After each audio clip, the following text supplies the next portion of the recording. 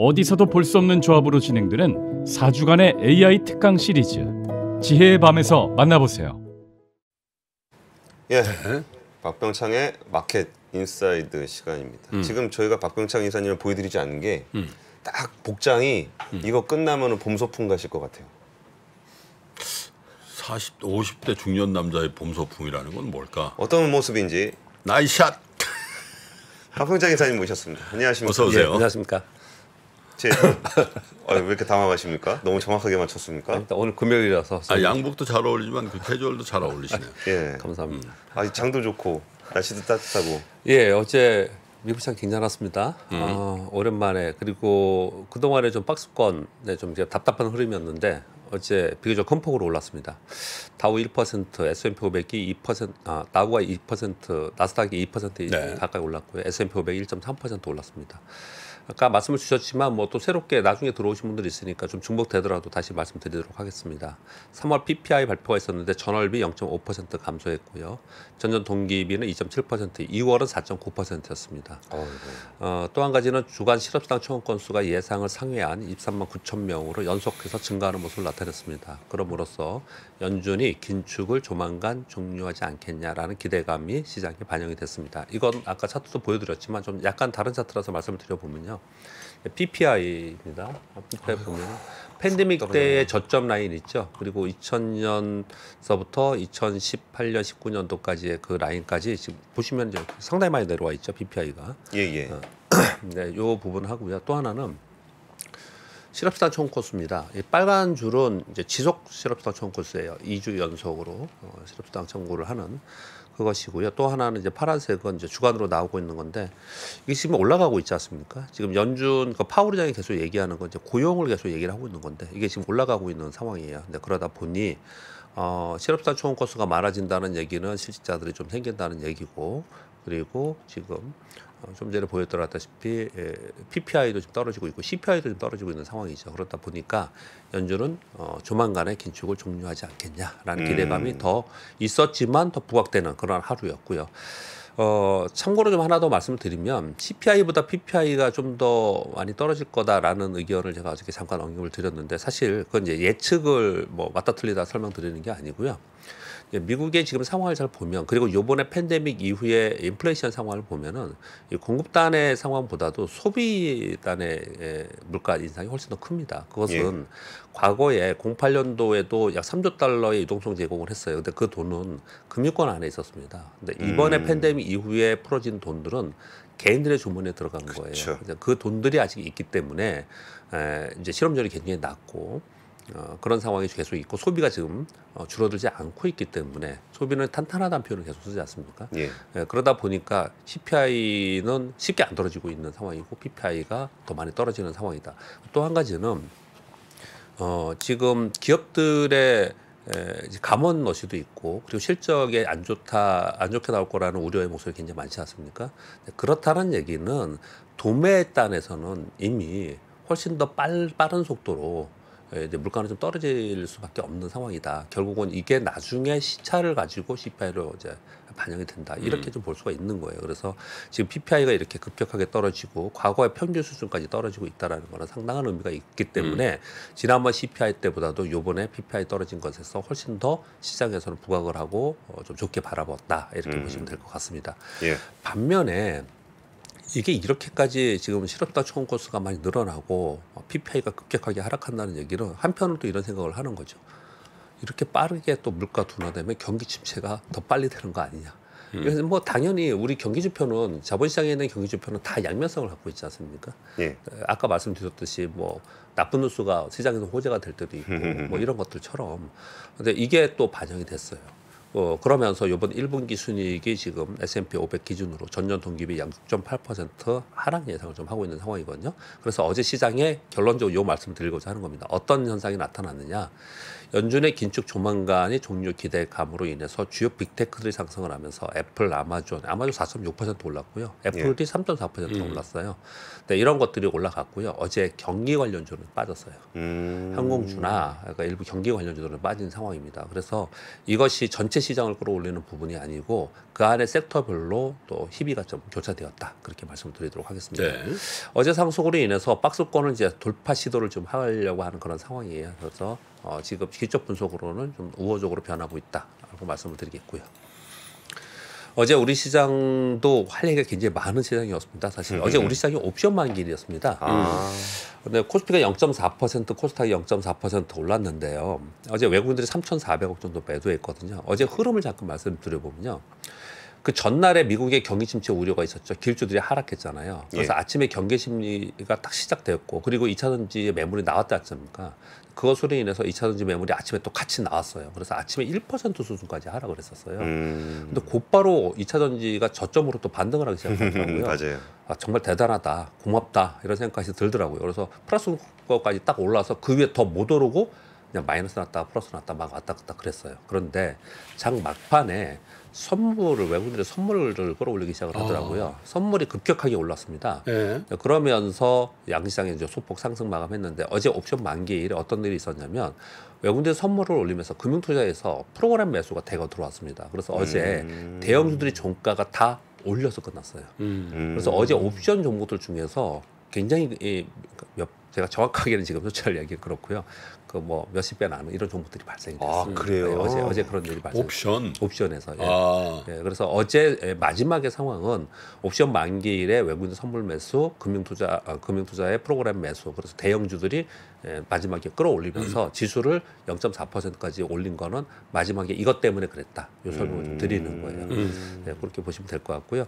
그리고 어제 또 분위기가 조금 오후 들어서 좋았던 것은요. 장중에 1,323원까지 갔던 우리 원화 환율이 1,310원 정도까지 떨어졌어요. 어제 한국은행과 국민연금에 350억 달러 통화수합 체결 요 내용이 좀 있었습니다. 이건 뭐 여러분들이 아실지는 모르겠지만 과거에 이게 언제 처음 시작했냐면 외환위기 때 그랬어요.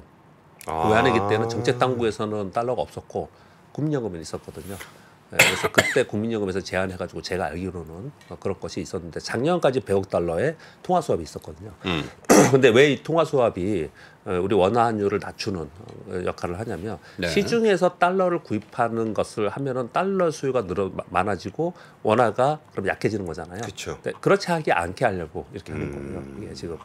그리고 이걸 보면서 또 한 가지 우리가 생각해 볼 문제는 우리 국민연금이 갖고 있는 해외 그 달러 표시 자산이 엄청나잖아요. 그렇죠. 우리 개인들의 소확개미의 달러 표시 자산도 엄청나지 않습니까? 그래서 과거에 생각했던 우리나라의 외환위기 뭐 이런 부분하고 지금하고는 상당 부분 다르다. 조금 이제 시스템 얘기 나오거나 좀 위험하면은 외환위기를 거론하는 사람들이 있거든요. 근데 과거하고 지금은 상당히 많이 다르다. 외화자산 엄청나게 갖고 있다. 이렇게 좀 말씀을 드려보겠고요. 또 전체적인 흐름은 그랬고요. 2차 전지는 전반적으로 반등은 좋지만 좀 약세의 국면을 좀 보였고요. 반도체는 종목별로 좀 차별화가 나타났고 어제 강세는 자동차 부품과 바이오주 전반적으로 강세를 보였고 오랜만에 엔터주들이 어제 반등을 하면서 강세를 좀 보여주는 특징을 엔터 세더라고요. 그러니까 진짜 오랫동안 밑에 있었어요. 그러다 어제 올라오는 특징을 좀 보였습니다. 요즘 하이브가 소리 없이 쭉쭉 올라가지고. 예. 오늘 미국의 산업생산 소매 판매가 발표가 되고요. JP모건, 시티그룹, 웰스파고 등 은행주를 필두로 해서 실적 발표가 시작됩니다. 매크로 시황은 지금은 기저의 경기 침체 및 기업 실적 우려가 지금 있는 상황이잖아요. 그런 가운데 경기 지표에 따라서 5월 금리 전망의 변화가 계속 일어납니다. 그것에 따라서 막 시장이 왔다 갔다 하는 거죠. 그러니까 단기 이슈에 따라서 등락한다는 표현을 드리는 거고요. 이제 본격적인 실적 발표 시즌이 됐기 때문에 시가총액이 높은 실적 기업들의 실적이 나오면 그것에 의해서 시장이 올라가기도 하고 내려가기도 하고 막 이렇게 움직일 거예요. 그래서 개별 정보 장세가 된다 이렇게 표현을 좀 드리는 거고 시장의 주추세는 움직이기 쉽지 않다 이렇게 말씀 좀 드려보고. 우리나라는 코스피는 2,500포인트 돌파 후에 이제 쉽게 잘 안 내려오죠. 악재가 있어도. 그런 걸 봐서는 단기적으로는 5월 FOMC 회의에 대한 기대감이 좀 있어요. 시장 전체적으로. 그래서 단기적으로 위쪽으로 보는 쪽의 심리가 더 우세한 것으로 좀 보여지고요. 기대감이라는 게 0.25 올리고 이제 끝낼 거다. 아까 근데 그렇게 저도 똑같이 그렇게 생각하시는데 김포님처럼 요번에 동결하고 야, 상황 보고 25bp 정도 더 올릴 수도 있다. 이렇게 얘기하든지 아니면 25bp 올리고 자 이제 거의 됐다 이렇게 얘기하든지 그런 것 같아요. 예. 0.125 이거나 저거나 다 좋은 거네. 예, 예, 그렇게 얘기를 할 거라고 지금 이제 생각을 좀 하고 있는 것 같습니다. 예. 근데 그 기대감이 있지 않습니까? 그러니까 시장이 여기서 밀리지 않는 거예요. 가만히 보면은 이번에 은행발 파산이 있었는데 그것으로 시장이 크게 움직이지 않았잖아요. 방향이 그렇죠. 잡히지 않았잖아요. 예. 또 CPI나 이런 것들이 있었을 때 어떤 또는 경기 지표 굉장히 안 좋게 나왔잖아요. 그것으로 방향을 잡지 않았잖아요. 근데 굉장히 민감하게 반응하는 것은 결국 금리거든요. 그래서 금리에 대한 기대감이 지금 있기 때문에 5월 FOMC 회의가 있기 때문에 시장은 그 기대감으로 인해서 보합 이상으로, 그러니까 중립 이상, 약간 위쪽으로 바라보는 기대감이 있다. 그렇게 좀 보시면 될 것 같고요. 코스닥은 반면에 올해 4개월 연속 상승을 했잖아요. 수급 쏠림으로 또 경계 심리도 지금 여러 얘기들이 많이 나오고 있지 않습니까? 예. 따라서 2차전 수급을 좀 살펴보셔야 될 것 같고, 내가 있던 없던 이건 이제 지수에 영향을 주니까 이런 겁니다. 이게 바톤 터치가 안 되고 순환매가 안 되면 만약에 만일입니다. 2차전 이제 매물이 나와서 빠져요. 그럼 시가총이 높잖아요. 그러면 이들이 쭉 빠지면은 다른 종목들은 나는 2차 전지 아니야가 아니고 다른 것도 같이 빠집니다. 그러니까 지수가 빠지면 다른 같이. 2차 전지 지수 ETF가 있기 테마 때문에. 군에서도 그렇더군요. 예. 같이 빠져버리더군요. 예, 그런 일이 발생이 되기 들어오는 때문에 사실 잘 버텨줘야 되거나 또는 순환매가 이루어져야 됩니다. 좀 매물 나오면 다른 데서 받쳐주고 이런 게 나타나야 되는데 즉 지금 코스닥은 수급을 바라보는 그런 시장이다 이렇게 말씀드리겠습니다. 네. 다음 주에는 지난번에부터 말씀드렸던 아마케가 19일까지 있고요. 그리고 가만히 보시면 경기지표들이 많이 나옵니다. 중국의 산업생산 소매 판매 그리고 일국의 네. GDP 나오고요. 중국 상하이 모터스가 있습니다. 그래서 자동차 관련돼서는 또 이슈가 한번 나올 것 같고요. 여전히 이제 실적 발표가 여러 가지가 있는데 19일 날 테슬라의 실적 발표와 ASML 실적 발표가 있어요. 그래서 경기에 지금 시장이 관심이 많기 때문에 연준 베이지북도 시장에서 관심을 많이 갖고 있고요. 20일 날 중국 APR 금리 결정이 있습니다. 전체적으로 딱 보면은 예. 경기 지표 영향이 굉장히 크고 기업들의 실적이 발표된다. 그렇게 보시면 될 것 같습니다. 예, 그럼 주요 이슈들도 한번 살펴볼까요? 네. 인텔과 ARM의 파운드리 동맹 선언을 한다라는 또 선언을 했다라는 블룸버그발 뉴스가 좀 있었습니다. 이거는 좀 민감하게 이쪽에서 좀 보는 것 같습니다. 여러분 아시다시피 ARM이라 하면 삼성전자에서 인수 추진을 좀 했다가 그랬었죠. 근데 이번에 이걸로 뭐 실패한 거 아니냐 이렇게 얘기를 좀 하고 있는 상황이고요. 이 기업은 모바일 AP 설계 1위이고 전 세계 스마트폰 90%가 이 ARM의 그 애플리케이션 AP를 탑재하고 있습니다. 네. 네, 그렇게 굉장히 중요한 기업이죠. 근데 이 기업이 파운드리의 후발 기업이 인텔에 지원을 하겠다라는 거예요. 동맹 선언을 하면서. 예. 내년에 인텔이 2021년도에 내년도에 파운드리 공정 1.8나노 공정에서 칩 생산한다. 요 얘기를 했었거든요. 여기에 ARM이 설계에 협업한다라는 뉴스가 좀 나와 있는 거예요. 요번에 이것만이 아니고 향후에 사물 인터넷, 데이터 센터, 항공우주 부분도 협업을 한다. 그런 거예요. 지금 현재 파운드리 점유율은 TSMC가 58.5%, 삼성전자 15.8%라고 지금 이제 나와 있죠. 또 지금 이제 언론에 나와 있는 건요. 지금 인텔은 아예 없어요. 그 순위 5위 안에도 없는 상황이거든요. 그런데 이게 왜 중요하냐면 이제 두 가지 측면을 봅니다. 월가에 나오는 자료들을 보면은 인텔이 따라올 수 있겠어? 인텔은 안 돼. 이런 얘기들 많이 한동안 했었어요. 그러면서 다른 쪽들을 좀 바라봐야 된다 이런 얘기를 했었는데 결국은 이렇게 인텔에 적극적으로 이 미 정부나 사실 그 IRA법이 인텔법이라는 얘기까지도 한동안 했었지 않습니까? 그래서 인텔의 미 정부의 지원과 이렇게 유수의 기업들의 지원이 있었을 때 그러면 삼성전자나 TSMC는 굉장히 촉각을 곤두세우고 이 상황을 봐야 되지 않겠냐 이런 뉴스들이 나오고 있는 상황이에요. 그래서 이 부분은 이 섹터에서 이제 관심을 갖고 있는 그런 부분에서 이제 뉴스를 전해드리도록 하겠습니다. 이거 제가 짧게 좀 첨언 하나 좀 드리면은 저도 이거 때문에 어제 전문가들하고 좀 얘기를 좀 해봤거든요. 근데 ARM IP 그 아키텍처는 거의 특허 같은 거거든요. 근데 인텔은 X86이라고 다른 아키텍처를 써요.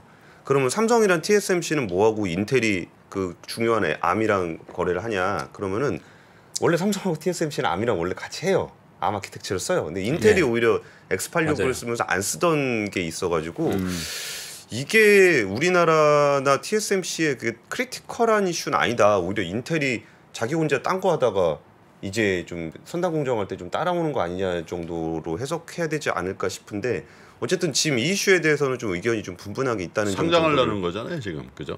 그 손정희 예, 회장이 예, 매각을 상장하려고, 못 해갖고 뭐 상장 출신한다는 얘기. 나서간다는 얘기가 있던데. 예. 매각 못 해가지고 그런 거구나. 예, 두 번째 뉴스는 아까 전해 주셨습니다. 시진핑 네. 주석이 광저우 LG 디스플레이 방문했다. 근데 뭐 이런 내용들입니다. 그냥 하나 보면은 마지막 그냥 아까 주셨으니까 마지막에 내용만 읽으면 미중 경쟁이 심화되는 상황 그리고 한중의 관계가 미묘한 상황에서 방문이었다라는 것에 이게 이제 핵심 이제 키워드입니다. 그래서 왜 방문했을까? 어떤 메시지를 하려고 그랬던 건가? 뭐 이런 얘기를 지금 하고 있는 상황이라서 아마도 그냥 뉴스는 이렇게 나왔지만은 업계에서는 상당히 미묘하게 이 부분을 좀 생각하고 있지 않을까 생각합니다. 물론 그 시진핑 주석이 광저우 시장일 때 LG하고 원래 연이 있었죠. 그런 부분이 좀 있긴 했지만 그래도 이번에 집권 3기 결정 후에 처음으로 외자 기업에 방문한 거거든요. 그것도 예. LG 디스플레이를. 그래서 의미를 계속 두고 있습니다. 그래서 외신에서 계속 뉴스가 나오는 그런 상황이다. 중국 회사 중에 제일 어려운 게 LG 디스플레이 아니에요? 그렇죠. 예. 역설적이네. 그렇죠. 중국 때문에 제일 어려운데 진짜. 엔비디아가 최신 데스크탑용 그래픽 카드 뭐 이거 전문 용어니까 뭐 RTX 4070을 공개했다고 하는데 아무튼 그렇습니다. 기존 거보다 평균 1.7배 정도 향상되는 속도라고 하는데 기존 게임 있잖아요. 게임의 속도에 비해서 한 2배 정도 빠르고 그리고 전력 소모량도 뭐 한 23% 정도 감소한다 이렇게 얘기를 하고 있습니다. 그래서 또 이쪽 업계에서는 또 이것도 관심 많이 갖고 있겠죠. 근데 이런 뉴스들이 우리하고 전혀 상관이 없는 것 같지만요. 여기에 관련된 기업들에는 굉장히 활발하게 움직입니다. 이 뉴스 하나하나에. 그쵸. 그래서 이렇게 전해드리는 거고요. 현대차그룹 요즘에 어마어마한 그 광복 행보를 보이고 있네요. 뉴스 기사가 많이 나오고 있는데 LG엔솔 그리고 SK온과 미국에 동반 진출한다는 뉴스가 어제 이게 뉴스가 제일 많았어요. 어저께. 예. 3사 합작법인을 설립해서 미국 지역에 배터리 공장을 건설한다. 이유는 북미 자동차 수요에 대응하고 IRA 요건을 충족하기 위해서다. 그런데 요 안에 내용도 요것도 미묘한 게 좀 있습니다. 현대차그룹이 SK온과 하려고 그랬거든요. 근데 SK온과 좀 뭔가 좀 불협화음이 좀 있었어요. 그러니까 회사 간 불협화음이 아니고 제품에 대한 그런 문제가 좀 있었어요. 그래서 LG엔솔하고 3자로 동반해서 간다. 이렇게 지금 뉴스가 좀 나오고 있는 그런 상황입니다. 마지막 다섯 번째까지 없죠. 마지막 뉴스는요. 그냥 요거는 여러분들 시장을 좀 이해하고 약간 재미도 있는 뉴스라서 한번 가져왔습니다. 챗 GPT가 주가 변동을 예측이 가능하다라는 연구 결과가 나왔다라고 CNBC에서 뉴스가 나왔어요. 미국의 플로리다대 연구팀에서 뉴스 기사 제목을 이용해서 챗GPT한테 물은 거예요. 어떻게 물었냐? 5만 년 개의 뉴스 기사를 물어서 호재냐, 악재냐, 모르냐 이걸 가지고 판단을 해서 다음날 주가 판단을 했더니 상당히 유사성이 있는 의미 있는 숫자가 나오더라. 그래서 다음날 주가 변동성 연구에 의미가 있었다. 이렇게 얘기를 하는 거예요. 그런데 제한적입니다. 이제 목표 가격 설정이나 정확한 상승 하락의 숫자가 나온 건 아니에요. 오르냐 내리냐 이렇게 얘기를 지금 이렇게 물어보는 거예요. 그리고 사용자가 많을수록 정확도는 하락하더라 이렇게 얘기를 한 거거든요. 사용자가 많을수록 네.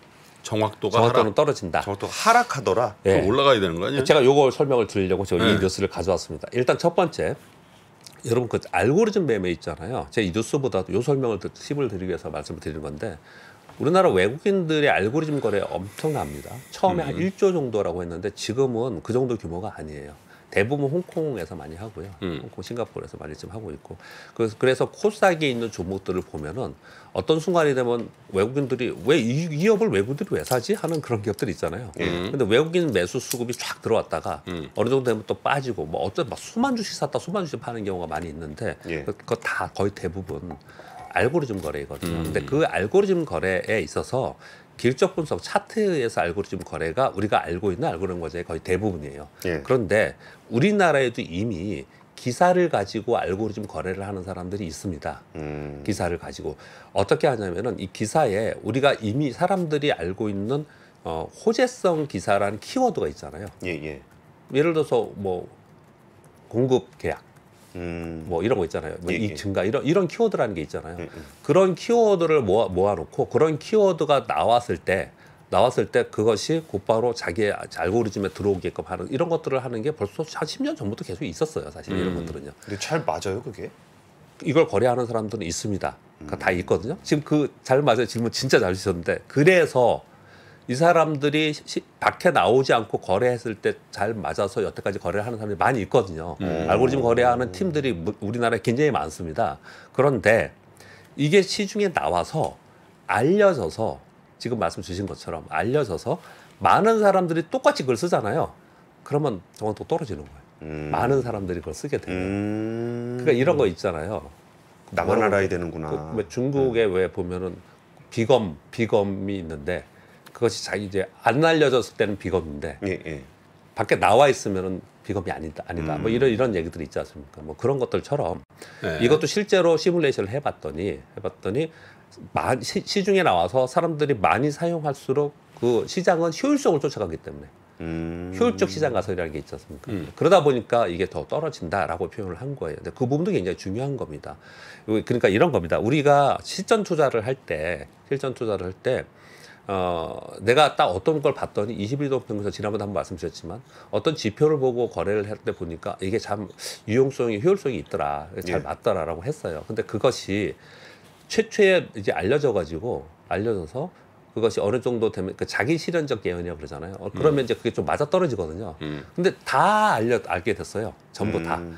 그러면 속임형도 나오고 또 거기에 되면은 오히려 남들은 여기 사겠지 하고 그쯤에서 파는 것도 나오고 그래서 시장이 또 다른 길을 찾아가요. 그렇게 간다라는 거죠. 그래서 이 알고리즘에 의한 거래는 결국은 제가 그동안의 경험을 봤을 땐 지금 시중에 나와 있지 않은 정말 좋은 알고리즘을 하는 거래자들이 분명히 존재하고는 있지만 이런 것들은 결국은 주가는 미래를 예측하는 거기 때문에 뭐 하루하루 이런 것들에 대해서 호학제로 할 수는 있겠지만 과거의 데이터는 충분히 많습니다. 그러나 미래의 데이터는 모르지 않습니까? 그건 이제 사람들이 하는 거예요. 그러니까 사람들의 통찰력을 갖고 그 미래의 실적을 감안해서 가져가는 것이 주가에서는 훨씬 더 많이 작용을 하더라. 그래서 알고리즘 거래하는 사람들이 어느 정도 하다가 처음에 맞다가 나중에 포기하고 경우가 많이 발생을 했다. 그런 그냥 여담을 좀 말씀 한번 드려보겠습니다. 그 알고리즘을 통해서 누가 개발만 하면 뭐 애널리스트들하고 그 주식 전문가들 다 그 실업자 만들 것 같은데 그러면 어떻게 하지? 그런 얘기는 많이 있었지 않습니까? 옛날부터 있었습니다. 옛날부터 60년대, 70년대부터. 옛날부터. 저는 안 된다고 봐요. 그 자기만의 비법을 개발했다는 분이 얼마나 많았습니까? 그러니까. 딱 또 얘기하잖아요. 그럼 그거 왜 팔어? 자기가 돈 다 벌지. 그것도 있고 그 로보 어드바이저 있잖아요. 그러니까. 로보 어드바이저도 한동안 막 인기가 많이 끌었었는데 지금 뭐 얘기 없잖아요. 여기까지 하시죠. 주말 잘 보내시고요. 다음 주 월요일에 다시 뵙겠습니다. 감사합니다. 시간이 흘러도 변하지 않는 여러 가지 원칙과 사고체계는 존재하거든요. 대가들의 사고체계, 투자 기법이 아니라 생각의 방법, 그런 거를 분해를 해서 재구성을 해서 하나의 어떤 틀로 조합을 하는 과정이 필요한 것 같다. 라쿤 자산운용 홍진채 대표의 거인의 어깨에 19년간 초과 수익을 달성한 그가 어떻게 주식 대가들의 투자법을 활용했는지 이 책에서 최초로 공개합니다. 대가들의 검증된 투자법을 여러분의 눈으로 직접 확인하시죠.